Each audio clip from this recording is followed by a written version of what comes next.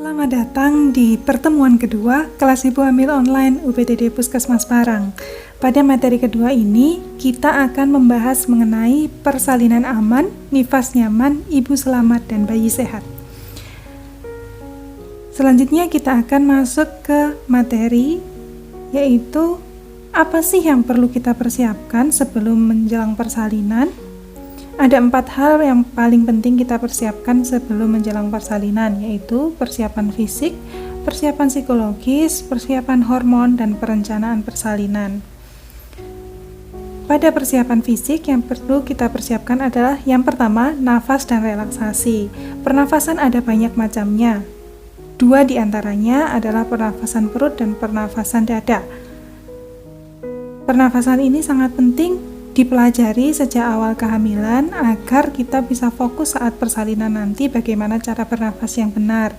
Relaksasi adalah upaya agar tubuh menjadi lebih rileks saat proses persalinan berlangsung. Yang kedua, daya tahan tubuh. Daya tahan tubuh ibu harus dijaga, utamanya di era pandemi seperti saat ini. Yang ketiga, posisi janin. Posisi janin harus dipastikan kepala ada di bawah, dan untuk kehamilan pertama pada 36 minggu sudah masuk panggul. Fungsinya apa? Fungsinya agar proses persalinan dapat berlangsung secara normal. Karena itu, ibu harus kontrol kehamilan secara rutin untuk memastikan agar posisi janin sudah sesuai. Apabila posisi janin belum sesuai, bidan atau tenaga kesehatan yang memeriksa Anda akan mengupayakan agar janin dapat berputar dan mencapai posisi yang paling sesuai. Keempat, produksi ASI. Produksi ASI juga harus disiapkan sejak awal karena produksi ASI sudah harus siap pada saat persalinan berlangsung karena akan dilakukan IMD, yaitu bayi diletakkan di dada ibu. Yang kelima, sinyal-sinyal tubuh. Sinyal-sinyal tubuh diantaranya adalah gelombang kontraksi atau yang kita akan sebut nanti dengan gelombang cinta. Kita harus menandai gelombang cinta itu sebuah sinyal yang baik sehingga proses persalinan akan berlangsung lebih ringan. Yang keenam, posisi saat dan sebelum persalinan. Persiapan kedua adalah persiapan psikologis. Yang perlu disiapkan adalah kesiapan dan kesadaran ibu. Perlu diketahui bahwa proses persalinan adalah proses yang alamiah. Kebanyakan ibu merasa takut akan proses persalinan karena takut akan merasakan rasa sakit dan menandai rasa sakit kontraksi sebagai hal yang harus dihindari. Padahal itu merupakan sebuah gelombang cinta, sebuah sinyal dari bayi yang dikandung ibu bahwa ia akan segera lahir. Jadi harus selalu disyukuri dan berpikir positif bahwa semakin intens gelombangnya datang, maka semakin cepat pula ibu akan bertemu dengan bayinya. Yang kedua, dukungan pendamping persalinan. Dan yang ketiga, dukungan penolong persalinan. Perlu disiapkan pendamping persalinan dan penolong persalinan yang memiliki visi dan misi yang sama dengan ibu. Jadi, ibu akan selalu didampingi selama proses persalinan. Mereka akan selalu membantu ibu dan memberikan apa yang dibutuhkan ibu. Persiapan selanjutnya adalah hormon. Yang perlu dilakukan memancing munculnya gelombang cinta, mengurangi hormon berfungsi untuk mengurangi nyeri saat gelombang cinta datang. Hormon akan membantu mensukseskan IMD dan ASI eksklusif, dan hormon ini pula yang akan mencegah adanya komplikasi.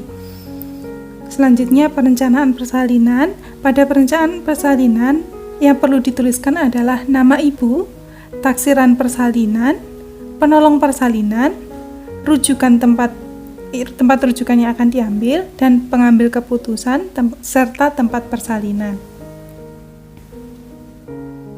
Selanjutnya, pendamping persalinan, transportasi, alat untuk persalinan, calon pendonor darah, biaya persalinan, serta KB apa yang akan digunakan setelah ibu bersalin nanti.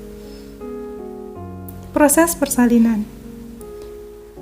Proses persalinan dibagi menjadi 2. Yang pertama, secara planned C-section atau operasi sesar. Yang kedua, persalinan per vaginam atau persalinan normal. Tanda-tanda yang mendekati persalinan antara lain Adanya sakit punggung di bagian bawah, perut terasa lebih turun, ini biasanya terjadi 2-4 minggu sebelum persalinan. Lebih sering BAB dan PAK, ini terjadi karena kepala bayi sudah mulai masuk ke area panggul sehingga rektum dan juga blas atau tempat urin, tempat kencing itu ditekan sehingga lebih sering PAK. Kemudian terjadi kram dan bengkak pada kaki, kemudian energi yang berlebihan, terjadi kontraksi palsu dan adanya lendir darah.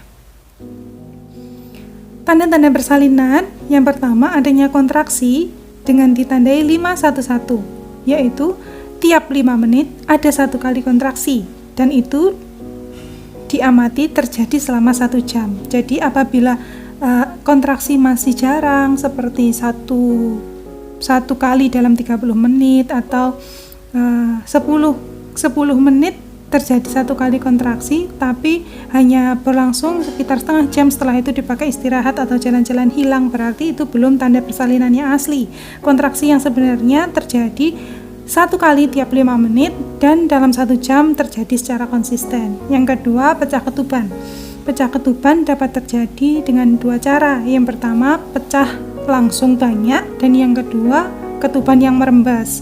Kalau kontraksi yang datang terlebih dahulu, ibu boleh menunggu di rumah hingga kontraksi makin sering.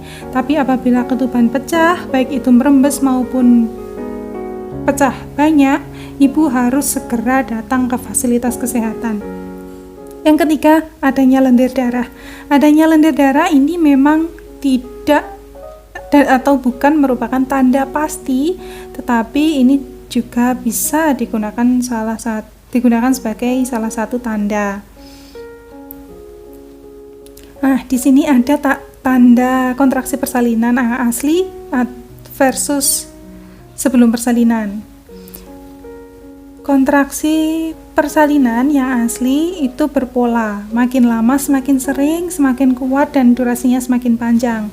Jadi awalnya mungkin 511 tadi ya, tapi lama-lama dalam 5 menit nanti akan terjadi 2 kali kontraksi, dan kontraksi yang sebelumnya 30 detik akan berubah panjang menjadi 45 detik, seperti itu. Kemudian terasa tekanan seperti menstruasi, kadang tidak nyaman di pinggang dan menjalar di area paha.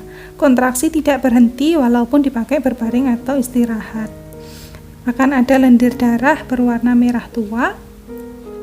Sedangkan untuk kontraksi yang sebelum persalinan itu tidak berpola. Jadi kontraksinya ya datang tiba-tiba, kemudian hilang tiba-tiba.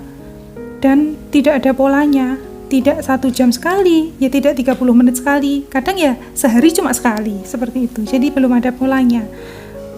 Tanda kedua, perut bawah kurang nyaman, perut teraba keras. Selanjutnya hilang saat berbaring atau berubah posisi, kadang terasa kontraksi, tapi setelah dipakai beristirahat atau dipakai jalan-jalan sebentar, hilang. Sudah tidak timbul lagi, nanti kadang sore timbul lagi, atau besok baru timbul lagi, itu kontraksi palsu. Selanjutnya ada lendir coklat atau merah muda yang sedikit, sangat sedikit sekali. Itu belum masuk ke kontraksi persalinan yang asli. Nah, ini apa yang harus kita siapkan? Waktu kita harus benar-benar bersiap. Kalau ini benar-benar persalinan, itu ditandai dengan jumlah dan warna lendir darah. Kalau jumlah dan warna lendir darahnya sudah semakin banyak, lendir darahnya sudah semakin warnanya bukan lagi coklat tapi pink, agak kemerahan banyak, itu harus segera bersiap. Kemudian seberapa keras perut saat gelombang cinta datang. Kemudian catat, amati dan perhatikan gelombang cinta. Dicatat dan diamati 511 tadi, ataukah malah baru setengah jam sekali, itu belum. Tapi kalau sudah 511 sudah mulai. Amati dan rasakan lokasi gelombang cinta. Ini harus diamati betul karena yang asli itu dari perut bagian depan menjalar ke punggung belakang, kadang sampai ke area paha. Itu kontraksi yang asli. Selanjutnya perlu menjadi perhatian kalau yang keluar adalah darah segar dari jalan lahir, bukan lagi lendir darah. Darah segar warnanya merah atau warnanya hitam dan banyak, itu perlu diwaspadai, harus segera periksa ke petugas kesehatan. Yang kedua, cairan ketuban. Seperti yang saya bilang tadi, kalau cairan ketuban yang keluar duluan, baik itu merembes ataupun pecah banyak, harus segera periksa ke petugas kesehatan. Yang ketiga, tali pusat atau tangan bayi keluar. Ini bukan hanya keluar, teraba keluar dari luar ya. Jadi ketuban pecah itu harus segera periksa ke petugas kesehatan. Karena apa? Karena nanti akan dilakukan pemeriksaan dalam. Pemeriksaan dalam fungsinya apa? Diraba apakah ada tali pusat yang ikut keluar sedikit. Nah, kalau tali pusatnya ikut keluar sedikit, apa akibatnya?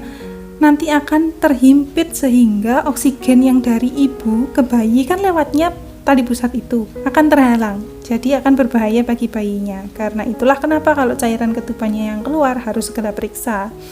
Selanjutnya, gelisah dan kesakitan hebat. Kalau ibu merasa kesakitan yang sangat sakit dan merasa gelisah, itu harus diwaspadai. Selanjutnya, tidak kuat mengejan dan terjadi kejang. Kalau ini sudah pasti ya, masa kalau kejang harus nunggu dulu, ini harus segera periksa. Nah, ini lama kala 1.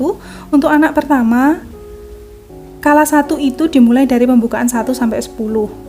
Untuk anak pertama, pembukaan 1 sampai 4 belum bisa dipastikan berapa jam kalau masih pembukaan 1 sampai 4. Tapi kalau sudah pembukaan 4 ke atas, itu 1 jam biasanya buka 1 cm.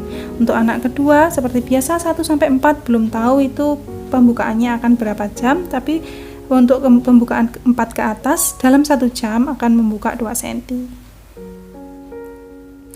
Pengingat, selama kontraksi, apa sih yang perlu dilakukan ibu? Fokus pada rasa nyaman saat gelombang cinta datang. Fokus pada rasa nyaman. Pikirkan hal-hal yang baik. Atau kalau suka mendengarkan musik, silahkan mendengarkan musik. Atau ngobrol sama pendamping persalinan, sama suami misalnya, atau sama ibu. Kemudian terus fokus pada nafas. Karena itu kenapa kita harus berlatih nafas sejak awal masa kehamilan. Karena kita harus fokus di persalinan nanti. Kadang-kadang karena kita belum terbiasa fokus kepada nafas, kita menjadi fokus pada rasa sakitnya, jadi malah kita lupa cara nafas yang benar. Selanjutnya, buat hembusan lebih panjang daripada tarikan nafas. Jadi tarik nafas dari hidung, kemudian dihembuskan pelan-pelan dari mulut secara lebih panjang, yang panjang.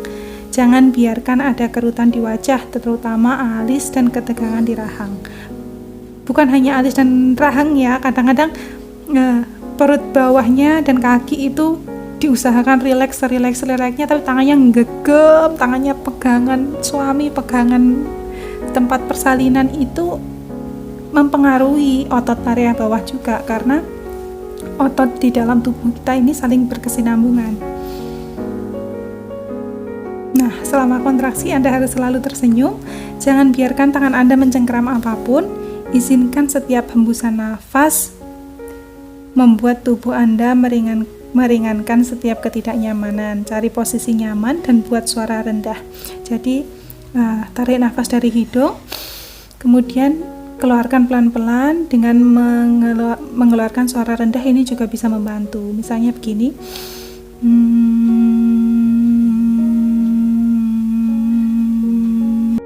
terus kita tarik nafas lagi. Itu bisa membantu, karena adanya suara rendah itu telinga kita mendengar, otak kita akan lebih fokus. Jadi tidak fokus ke rasa sakitnya.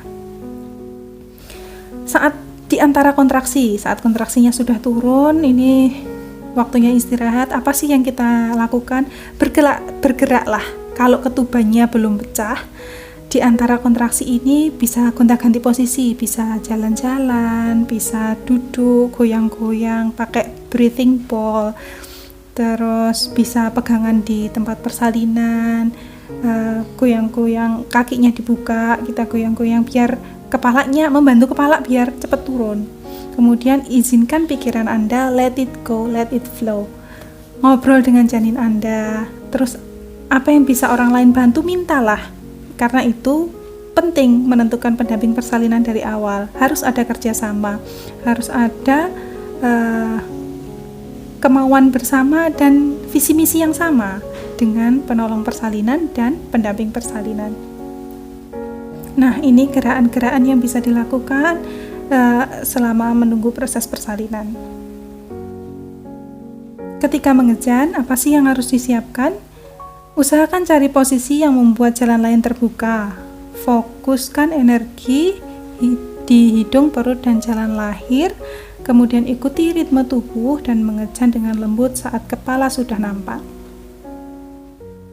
Nah, ini ada beberapa posisi melahirkan. Bisa dicoba nyamannya yang mana. Ini ada beberapa afirmasi positif saat melahirkan. Afirmasi positif ini tidak datang tiba-tiba, harus diterapkan dari lama. Semisal pada usia kehamilan 5 bulan, ini sudah mulai ditanamkan. Jadi tiap malam nanti mulai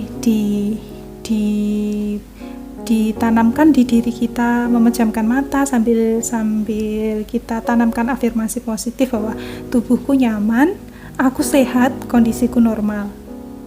Itu bisa, afirmasi positif tidak harus seperti ini, tidak harus berbahasa Indonesia, pakai bahasa Jawa juga boleh, pakai bahasa mana lah juga boleh, pakai bahasa Inggris juga boleh. Yang penting gimana caranya biar kita itu selalu punya positive vibe, punya aura yang positif untuk proses persalinan itu.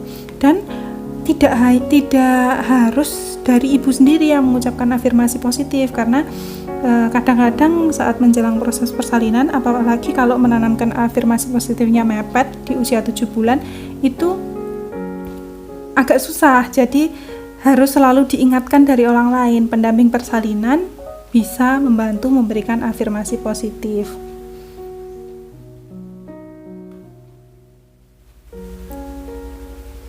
Slow down, calm down, don't worry, don't hurry, trust the process, trust your baby, trust your body. Selanjutnya, inisiasi menyusu dini. Inisiasi menyusu dini ini berfungsi untuk merangsang produksi ASI dan memperkuat refleks hisap bayi. Inisiasi menyusu dini ini dilakukan segera setelah bayi lahir, ditempelkan di dada ibu. Fungsinya apa? Biar dia mencari puting ibu. Yang kedua, untuk menjaga kehangatan bayi. Pelayanan nifas ini dilakukan 3 kali. Kunjungan pertama 6 jam sampai 3 hari. Kunjungan kedua dilakukan 4 sampai 28 hari, dan kunjungan ketiga 29 sampai dengan 42 hari.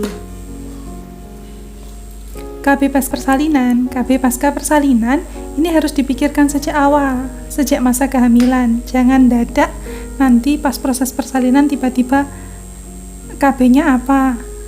Pengennya KB pasca plasenta, tapi belum direncanakan dari awal. Ya nanti kebablasan, plasentanya sudah terlanjur lahir, jalan lahirnya sudah menutup, tidak bisa pasca plasenta. Jadi konsultasikan dengan bidan Anda atau tenaga kesehatan di sekeliling Anda yang Anda percaya, pengennya pakai KB apa, bagusnya apa, dikonsulkan dengan nakesnya, kemudian didiskusikan dengan suami. Nah, ini ada hal-hal yang harus dihindari ibu nifas dan ibu bersalin. Yang pertama, persalinan ditolong bukan oleh tenaga kesehatan. Kalau ini sekarang sudah tidak ada ya, persalinan ditolong dukun. Semuanya pasti sudah ke tenaga kesehatan, baik itu dokter di rumah sakit, di klinik, atau di puskesmas. Jangan membebat perut terlalu kencang. Bukan berarti tidak boleh pakai tagen, boleh saja pakai tagen, tapi jangan terlalu kencang. Duduk di atas bara api, wah ini horor sekali. Sekarang sudah tidak boleh ya duduk di atas bara api, jangan. Yang selanjutnya, membubuhkan sesuatu pada luka jahitan di luar anjuran tenaga kesehatan. Ini akan malah berpotensi mengakibatkan infeksi, jadi jangan ya. Selanjutnya, membersihkan payudara dengan alkohol. Membersihkan payudara cukup dengan baby oil aja untuk menjaga kelembapannya agar tidak pecah-pecah. Kalau pakai alkohol nanti malah kering terus pecah-pecah. Terus membuang ASI atau kolostrum. ASI yang pertama yang warnanya kuning itu kalau orang zaman dahulu menganggapnya kotor. Padahal itu yang banyak mengandung imunitas untuk bayi. Itu yang bagus. Jadi jangan dibuang, itu malah bagus untuk bayi. Oke, terima kasih atas perhatiannya. Kita akhiri di pertemuan kedua kelas ibu hamil online ini. Kalau ada pertanyaan boleh ditanyakan ke bidan desa masing-masing. Sampai jumpa di pertemuan ketiga. Wassalamualaikum warahmatullahi wabarakatuh.